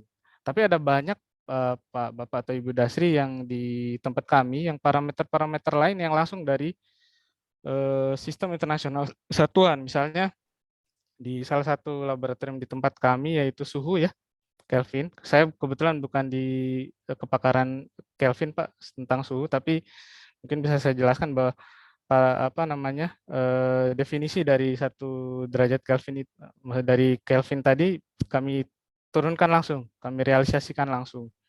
Jadi sistem ketertelusurannya adalah langsung dari atas Pak. Jadi tidak melalui Swiss contohnya. Kebetulan di kasus kami saat ini kami belum punya kemampuan untuk langsung ke sana Pak. Mungkin seperti itu ya. Baik, pertanyaan nomor 3. Apakah kalibrasi yang dilakukan in situ tidak ada pengaruhnya terhadap akurasi? Mungkin gini. Ya Pak. Terima kasih Bapak Ibu Dasri. Betul ini Pak. Jadi kalau in situ kami itu sangat aware ya terhadap suhu dan lain sebagainya. Kebetulan di tempat kami itu sudah terkondisi ya laboratorium ya. Jadi kami mengkondisikan lingkungannya itu di 20 plus minus 0,5 derajat Pak. Jadi tidak lebih, fluktuasi suhunya itu tidak lebih dari 0,5 derajat. Nah sedangkan pada saat in situ itu cenderung ya namanya di aplikasi di lapangan ya, itu cenderung mungkin suhu ruang seperti itu. Jadi di banyak kasus tentu dia jadi tidak akurat dibanding yang di non onsite jadi di tempat kami. Nah di kasus seperti ini kami mengkoreksi efek suhu tadi. Mungkin bukan di kekasaran permukaan, mungkin efek suhu tidak terlalu besar ya, tapi misalnya pada saat pengukuran balok ukur gauge block, mungkin ada Bapak dan Ibu atau menggunakan gauge block itu ada gradingnya. Perubahan suhu itu sangat berpengaruh. Jadi memang kami akan koreksi secara manual biasanya dihitung koreksi suhunya. Seperti itu Pak. Jadi pada dasarnya in situ lebih tidak akurat dibanding dengan di non in situ. Jadi di tempat kami. Karena di tempat kami lebih terkondisi dibanding di luar di lapangan seperti itu Pak. Baik, ini komentar dari Pak Suhendi ya. Terima kasih atas sharingnya Pak. Ini mengingatkan pada kenangan di PT yang lama, kami dulu memakai mesin 3D roughness. Oh, mesin Zigo ya. Ya, itu digunakan untuk mengukur kekasaran permukaan part dari motor HDD. Oh ya, baik Pak. Senang sekali Pak bisa sharing. Kapan-kapan bisa main ke tempat kami Pak, sangat terbuka. Mungkin bisa sharing diskusi lebih lanjut Pak. Baik, di chatbox sudah nggak ada pertanyaan lagi. Barangkali ada yang mau. Oh, ini masih ada muncul lagi nih pertanyaan dari Pak Ferry. Ini Ya, banyak teknik mesinnya ini Pak. Jadi teknik ya, fisika ya. bagian teknik mesin ini. Bentar, ini ada berapa pertanyaan? Dua pertanyaan. Ini Baik, baik. pertanyaan pertama. Pada bearing beberapa merek utama sangat bersaing ketat kualitasnya. Apakah dengan alat ukur kekasaran yang sangat presisi, kita dapat menentukan sebenarnya bearing mana yang lebih unggul? Alat ukurnya yang pas untuk ini apa, Pak? Ya, baik, baik. Terima kasih Pak Ferry. Kebetulan kami pernah datang ke salah satu produsen bearing di Indonesia yang mana mereka tidak jual di dalam negeri, Pak Edi. Jadi mereka lebih fokus ke ekspor. Kebetulan waktu itu Taiwan kalau tidak salah ya. Mereka sangat menjaga kualitas bearingnya, Pak. Bearing yang diproduksi. Mereka investasi, saya diskusi dengan mereka, investasi sangat tinggi Pak untuk kekasaran permukaan ini. Bahkan mereka beli alat jenisnya PGI ya kalau tidak salah, Taylor Hobson juga. Jadi itu bisa melihat kualitas bearing Pak. Betul Pak, betul Pak. Jadi memang bearing ini sangat fokus juga dengan kekasaran permukaan. Bahkan mereka tidak jual di Indonesia, kualitasnya kualitas ekspor. Yang saya lihat mereka investasi sangat tinggi untuk ketidakpastian untuk kasaran permukaan. Baik, pertanyaan nomor 2. Bapak tadi sebut kalau nggak salah mendevelop software sendiri. Software-nya itu input-nya apa saja dan output-nya apa saja, Pak? Develop-nya dengan bahasa dan database apa, Pak? Terima Nah, kasih banyak. ya baik Pak, terima kasih Pak Ferry. Ini mungkin lebih ini ya lebih ke software, betul Pak. Jadi kami karena bermain di dunia presisi tidak mempercayai Pak. Mungkin secara hasil ukur tidak begitu jauh ya, tapi kesalahan kecil di kami itu berimpact jauh ke bawah karena tadi di rantai ketertelusuran seperti yang saya jelaskan. Sehingga kami mendevelop software sendiri. Software sendiri kami gunakan Cygwin, Pak. Cygwin bahasa C, Pak, masih bahasa lama. Bahasa C bahasa lama, jadi kami kembangkan sendiri, kami analisis sendiri berdasarkan ini rumus-rumus yang ada di ISO. Jadi di dalam ISO sudah dijelaskan untuk mencari RA bagaimana dan lain sebagainya. Kemudian inputannya adalah dari mesin tadi kami download datanya, download data mentahnya, kemudian kami olah di software yang kami desain sehingga nanti mengeluarkan nilai-nilai sendiri. Untuk software sendiri mungkin sebagai perbandingan saja ya Bapak Ibu ya. Ada NMI lain, Lembaga Meteorologi Nasional lain seperti PTB, kemudian PTB Jerman, kemudian NPL Inggris. Mereka mendesain software berbasis web, Pak. Kebetulan kami belum bisa ini masuk ke ranah itu. Jadi softwarenya berbasis web. Bapak dan Ibu misalkan punya raw data dari satu mesin atau hasil ukur profilometer yang Bapak Ibu punyai di lapangan misalnya, itu bisa di-download, kemudian dianalisis lebih lanjut melalui situsnya mereka, Pak. Jadi nanti langsung keluar nilai RA berapa. Itu kita bisa gunakan untuk validasi software yang kita desain sendiri. Begitu mungkin, Pak ya. Baik. Barangkali ada yang mau menyampaikan secara langsung pertanyaannya. Sambil menunggu itu kalau yang oh ini udah Pak Dasri ini bertanya lagi nih, ada 2 pertanyaan lagi nih. Senang ini Pak, bisa diskusi di sini Pak. Ya, yang pertama, apakah peluang bisnis kalibrasi lebih menjanjikan atau tidak, mengingat banyak sekali perusahaan menengah dan besar berkecimpung juga? Saya kebetulan enggak berani komentar ya soal bisnis Pak ya, karena kami mengontrol ya laboratorium kalibrasi, tapi katakanlah saya di luar institusi, secara umum Pak sangat menjanjikan Pak, apalagi kita masuk ke dunia industri ya Pak ya. Memang banyak perusahaan-perusahaan yang punya lab kalibrasi juga ya, yang perusahaan-perusahaan besar yang punya lab kalibrasi. Dan di Indonesia sendiri laboratorium kalibrasi ada banyak Pak, tapi yang terakreditasi itu hanya kurang lebih ada 300 lebih yang terakreditasi oleh KAN Pak, oleh KAN kami Pak. Hanya 300 saya kurang tahu jumlah, kurang lebih 370-an ya. Dan akan terus bertambah, Pak. Saya ingat sekali itu sekitar 5 tahun lalu itu mungkin masih di angka 200-an ya. Sekarang udah berkembang. Mungkin nanti kalau setelah COVID ini dunia industri makin menggeliat, tentunya bisnis kalibrasi juga akan lebih berkembang, Pak. Seperti itu, Pak. Baik, pertanyaan nomor 2. Bagaimanakah dengan tarif kalibrasi? Apakah diatur oleh BSN atau kan mengingat harga bervariasi di pasar? Terima kasih. Ini agak sensitif nih Pak kalau dijawab. Ya tidak Pak, kami BSN atau kan mungkin secara institusi tidak mengatur pasar harus seberapa ya tarifnya ya Pak. Tapi kami sendiri tidak diatur tarifnya Pak. Maaf, kami sendiri diatur tarifnya karena kami lembaga pemerintahan kementerian melalui PP Tarif. Jadi kalau ada Bapak dan Ibu ingin mengkalibrasi spesimen apa saja dari massa, suhu dan lain, misalnya PT termokopel dan hal-hal lain seperti itu, kami sudah ada tarifnya Pak. Jadi tidak boleh lebih dari itu. Namun kalau di pasar ya mungkin tidak bisa diatur ya Bapak Ibu ya, itu murni bisnis.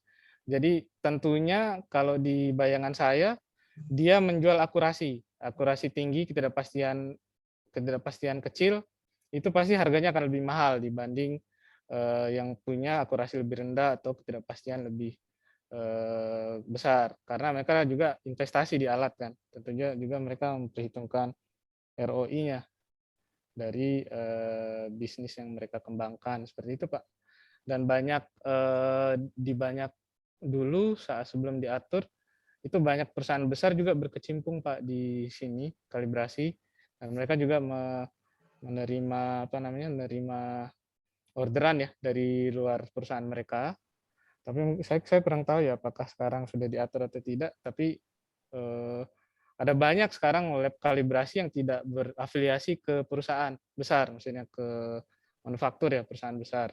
Mereka berdiri sendiri, berbentuk PT, berbadan hukum, dan mereka terakreditasi gitu Pak. Baik.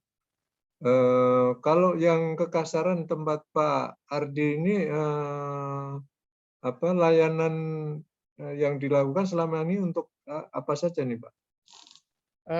Kekasarannya ya Pak ya. Ya, Ada yang tadi Pak. kekasar. Mungkin saya share di ini apa ya, di chat ya Pak. Izin Pak. Saya ketik dulu untuk melihat mungkin layanan yang ada di tempat kami Pak. Oh, ada ya di sana. Ada banyak Pak, ada banyak Pak. Selain kekasaran ini hanya 1/, saya bisa bilang 1/500 Pak ya. Mungkin ya, saya kurang tahu jumlah pasti sangat banyak Pak. Oh, sangat banyak ya. Dari rentang yang ada ini hanya satu bagian kecil Pak dari kemampuan kalibrasi yang kami miliki. Jadi dan terus berkembang Pak. Karena ujung tombak untuk ketertelusuran pengukuran kan ada di tempat kami Pak. Sudah saya share di chatbox, itu ada. Oh iya, ingin melihat ya, bisa melihat layanan kalibrasi yang kami miliki, dan kami saking ininya Pak, saking banyaknya kebutuhan kalibrasi, kami tidak bisa melayani semua Pak. Kebanyakan yang kami layani itu yang standarnya LK Pak, laboratorium kalibrasi. Jadi kebanyakan industri itu rantai ketertelusurannya mereka kirim ke laboratorium kalibrasi. Kalau mereka langsung ke kami, kemungkinan besar katakanlah itu bisa dilayani di laboratorium kalibrasi lain. Kami mendahulukan yang standar lab kalibrasi Pak dibanding yang industri Pak. Ya. Untuk menjaga. Jadi kami bukan saingan lab kalibrasi pada dasarnya gitu. Jadi tapi kami mengkalibrasi standar yang mereka bukan. Nggak boleh bersaing Pak, negara Pak. Oh, ya. Pak, izin tanya Pak. Silakan.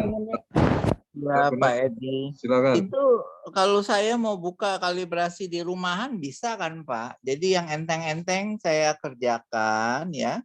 Nanti gilirannya ya yang rada hilir gitu, yang rada menengah, midstream dan ke hulu itu nanti saya serahkan ke Bapak kan bisa ya Pak kalau dibikin begitu. Ya, jadi bisa, kalibrasinya Pak. Dibuat berjenjang. Teman saya ada yang bikin kalibrasi alat-alat ukur Pak, kayaknya survive tuh. Survive di tengah pandemi Pak ya? Iya. Jadi yang penting kan itu marketingnya Pak ke industri ya Pak ya. Kita kan swasta banyak kenalan Pak ya. Alumni kita sudah bertebaran, punya sendiri juga ya Pak ya. Iya. Kan fasilitas kalibrasinya itu. Dan Bapak juga buat apa punya kalibrator yang mahal-mahal gitu, jarang dipakai. Maaf ya Pak ya, utilisasinya mungkin rendah. Kan sayang Pak, mesti dipikirin juga return on investment-nya ya Pak ya, dan segala macam gitu Pak. Ya, baik Barangkali Pak. udah bisa diusulkan ke BRIN Pak ya, nggak apa-apa kalau perlu bikin head to head MOU begitu kan Pak, boleh kan Pak? Ya nggak, ya toh. Jadi jangan dilihat oh ini negara punya, oh ini swasta. Sekarang saya pikir udah mesti kita menyatu ya Pak ya, begitu. Yang penting kan ada marketnya, ada demand dan ada supply-nya Pak, begitu Pak ya. Ya ini maaf sekedar usul aja sih Pak Edi, mungkin Pak Edi bisa kasih pendapat juga. Terima kasih. Ya. Terima kasih Pak Gun. Ya Pak, betul Pak. Memang betul sekali Pak. Kalau kami buka pasar sebebas-bebasnya ke kami Pak ya, ini sangat banyak Pak itu permohonan kalibrasi Pak, dan tentunya kami nggak bisa memenuhi semua ya Pak ya. Iya betul. Jadi Bapak kami kan harus kita share yang enteng-enteng ya mungkin di bagian ya, kita. Nanti gilirannya yang ya betul itu yang Pak. dia bilang tadi. Betul Rada Pak, ke betul. hulu ya kita serahkan ke Bapak begitu. Ya Pak ya. Betul, Begitu, betul, Pak. betul. Setuju sekali Pak. Itu yang selama ini kami lakukan Pak. Biasanya kami arahkan ke laboratorium kalibrasi Pak. Katakanlah Iya. antrian kalibrasi sudah banyak, kami arahkan biasanya Pak. Ini ada beberapa lab kalibrasi yang bisa, ya kami arahkan ke salah satu gitu Pak. Baik Pak. Salah satu atau 3 biar nanti mereka memilih Pak. Iya. Di KAN sendiri Pak ada banyak Pak, ada Nah Bapak iya dan itu Ibu kan. bisa lihat itu Pak, ada apa namanya database laboratorium kalibrasi beserta lingkupnya di Betul. Indonesia Pak. Laboratorium kalibrasi ya. Itu maksud saya tadi Pak. Betul Pak, Betul. ada banyak sekali Pak.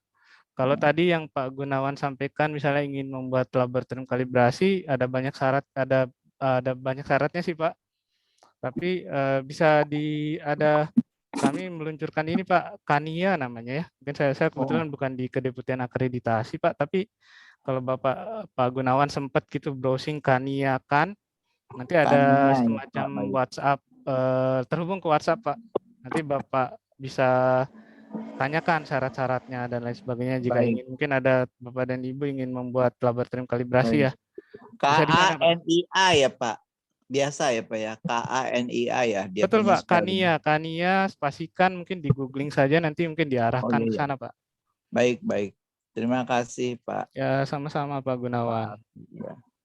Baik, Terima kasih. muncul satu pertanyaan lagi nih Pak dari Pak Suhendi Hasanuddin. Kira-kira lab BSN apa ada wacana menambah lab kalibrasi under BSN karena antriannya lama bisa sampai 6 bulan. Karena lama terpaksalah kami kirim ke Singapura nih Pak. Ada. Sepertinya Pak Suhendi salah satu customer kami ya Pak. Saya baru menyadari dari tadi pertanyaannya. Ya Pak, ini betul Pak. Tantangan ke kami ya Pak ya. Apa namanya manpower dan lain sebagainya. Sejauh ini kami belum ada wacana ke sana Pak untuk laboratorium kalibrasi under ya.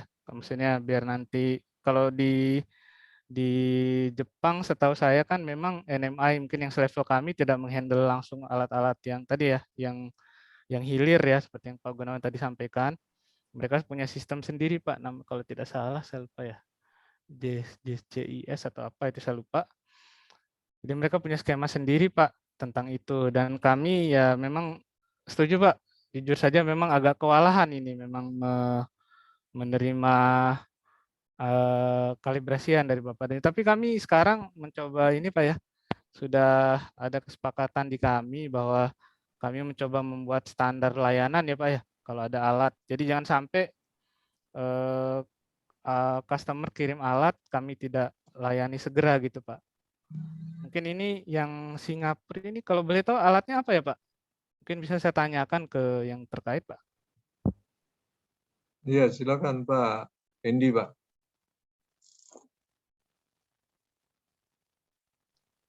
Atau bisa private, deadweight tester. Ini tekanan ya kalau tidak salah ya, alat-alat tekanan Pak ya.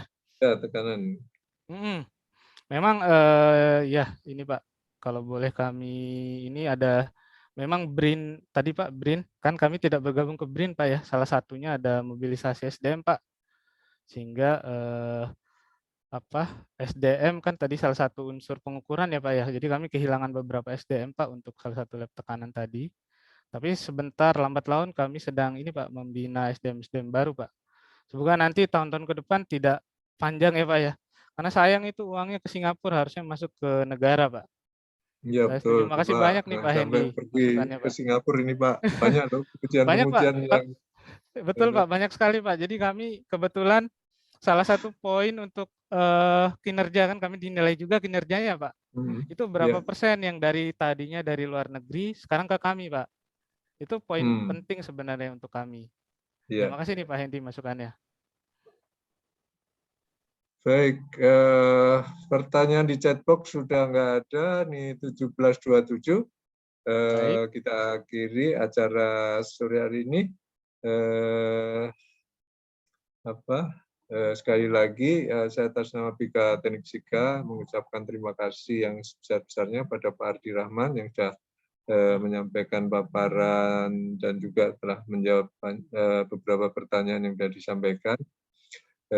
Terima kasih juga Pak Gunawan Cahyadi yang juga memberikan komentar-komentarnya, dan juga bapak-bapak yang lain nih sangat bagus ini diskusinya interaktif gitu ya. Mudah-mudahan nih saling memandekan gitu ya, saling memperkuat. Ini tadi yang misalkan kalibrasi yang harusnya di Indonesia, jangan sampai pergi ke luar negeri gitu ya, harus ini menjadi IQ-nya ini BSN nih Pak Ardi. Siap Pak, siap.